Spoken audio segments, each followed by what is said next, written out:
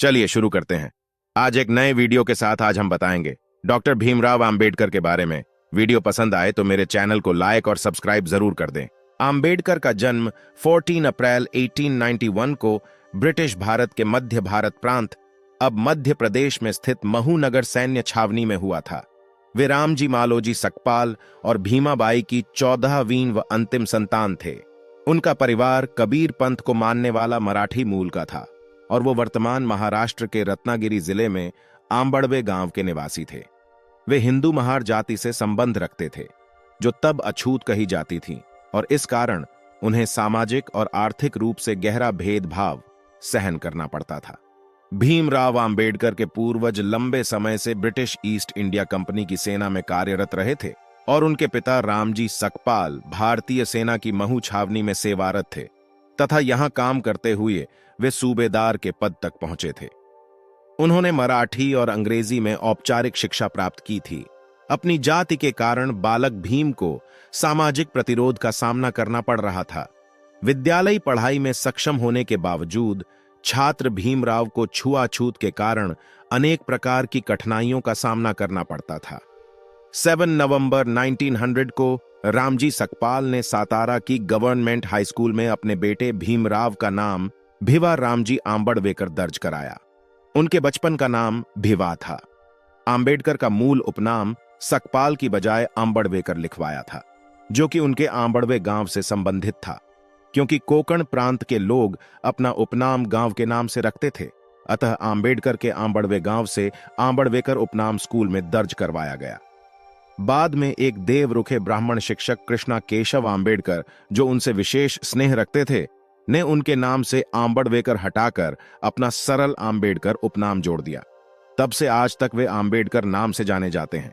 रामजी सकपाल परिवार के साथ बंबई, अब मुंबई चले आए। अप्रैल 1906 में जब भीमराव लगभग 15 वर्ष आयु के थे तो 9 साल की लड़की रमाबाई से उनकी शादी कराई गई थी। तब वे 5वीं अंग्रेजी कक्षा पढ़ रहे थे। उन दिनों भारत में बाल विवाह का प्रचलन था। प्राथमिक शिक्षा आंबेडकर ने सातारा नगर में राजवाड़ा चौक पर स्थित शासकीय हाई स्कूल, अब प्रताप सिंह हाई स्कूल में 7 नवंबर 1900 को अंग्रेजी की पहली कक्षा में प्रवेश लिया। इसी दिन से उनके शैक्षिक जीवन का आरंभ हुआ था, इसलिए 7 नवंबर को महाराष्ट्र में विद्यार्थी दिवस रूप में मनाया जाता है। उस समय उन्हें भिवा कहकर बुलाया जाता था। स्कूल में उस समय भिवा रामजी आंबेडकर, यह उनका नाम उपस्थिति पंजिका में क्रमांक 1914 पर अंकित था। जब वे अंग्रेजी 4th कक्षा की परीक्षा उत्तीर्ण हुए, तब क्योंकि यह अछूतों में असामान्य बात थी, इसलिए भीमराव की इस सफलता को अछूतों के बीच सार्वजनिक समारोह के रूप में मनाया गया और उनके परिवार के मित्र एवं लेखक दादा केलुस्कर द्वारा स्वलिखित बुद्ध की जीवनी उन्हें भेंट दी गई। इसे पढ़कर उन्होंने पहली बार गौतम बुद्ध व बौद्ध धर्म को जाना एवं उनकी शिक्षा से प्रभावित हुए। माध्यमिक शिक्षा 1897 में आंबेडकर का परिवार मुंबई चला गया, जहां उन्होंने एल्फिंस्टोन रोड पर स्थित शासकीय हाई स्कूल में आगे की शिक्षा प्राप्त की। 1907 में उन्होंने अपनी मैट्रिक परीक्षा उत्तीर्ण की और अगले वर्ष उन्होंने एल्फिंस्टन कॉलेज में प्रवेश किया, जो कि बॉम्बे विश्वविद्यालय से संबद्ध था। इस स्तर पर शिक्षा प्राप्त करने वाले अपने समुदाय से वे पहले व्यक्ति थे। 1912 तक उन्होंने बॉम्बे विश्वविद्यालय से अर्थशास्त्र और राजनीतिक विज्ञान में कला स्नातक BA प्राप्त की और बड़ौदा राज्य सरकार के साथ काम करने लगे।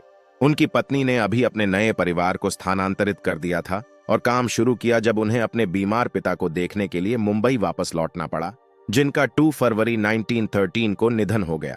कोलंबिया विश्वविद्यालय में स्नातकोत्तर अध्ययन 1913 में आंबेडकर 22 वर्ष की आयु में संयुक्त राज्य अमेरिका चले गए, जहां उन्हें सयाजीराव गायकवाड़ तृतीय, बड़ौदा के गायकवाड़ द्वारा स्थापित एक योजना के अंतर्गत न्यूयॉर्क नगर स्थित कोलंबिया विश्वविद्यालय में स्नातकोत्तर शिक्षा के अवसर प्रदान करने के लिए 3 वर्ष के लिए $11.50 प्रति माह बड़ौदा राज्य की छात्रवृत्ति प्रदान की गई थी। वहां पहुंचने के तुरंत बाद वे लिविंगस्टन हॉल में पारसी मित्र नवल भातेना के साथ बस गए। जून 1915 में उन्होंने अपनी कला स्नातकोत्तर MA परीक्षा पास की, जिसमें अर्थशास्त्र प्रमुख विषय और समाजशास्त्र, इतिहास दर्शन शास्त्र और मानव विज्ञान यह अन्य विषय थे। उन्होंने स्नातकोत्तर के लिए प्राचीन भारतीय वाणिज्य विषय पर शोध कार्य प्रस्तुत किया। लंदन स्कूल ऑफ इकोनॉमिक्स में स्नातकोत्तर अध्ययन अक्टूबर 1916 में ये लंदन चले गए और वहां उन्होंने ग्रेज इन में बैरिस्टर कोर्स विधि अध्ययन के लिए प्रवेश लिया और साथ ही लंदन स्कूल ऑफ इकोनॉमिक्स में भी प्रवेश लिया, जहां उन्होंने अर्थशास्त्र की डॉक्टरेट थीसिस पर काम करना शुरू किया।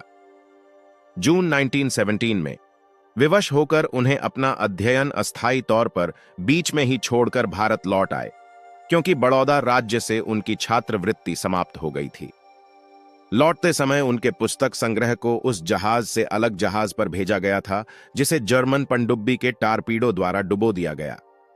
यह प्रथम विश्व युद्ध का काल था। उन्हें 4 साल के भीतर अपने थीसिस के लिए लंदन लौटने की अनुमति मिली। बड़ौदा राज्य के सेना सचिव के रूप में काम करते हुए अपने जीवन में अचानक फिर से आए भेदभाव से डॉ. भीमराव आंबेडकर निराश हो गए और अपनी नौकरी छोड़ एक निजी ट्यूटर और लेखाकार के रूप में काम करने लगे।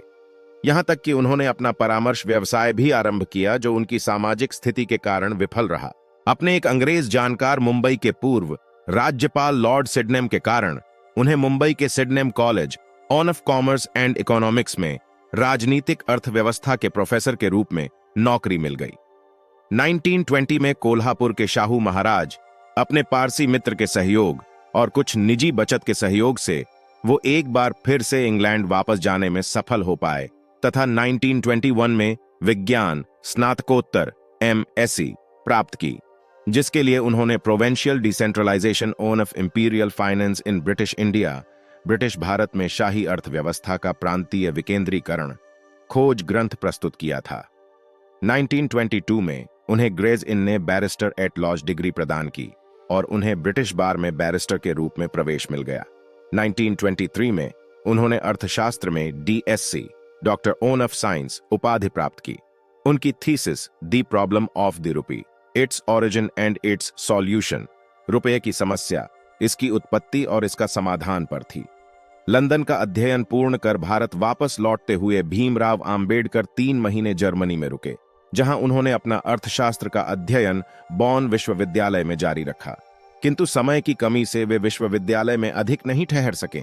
उनकी तीसरी और चौथी डॉक्टरेट्स LLD कोलंबिया विश्वविद्यालय 1952 और D.Litt उस्मानिया विश्वविद्यालय 1953 सम्मानित उपाधियां थीं।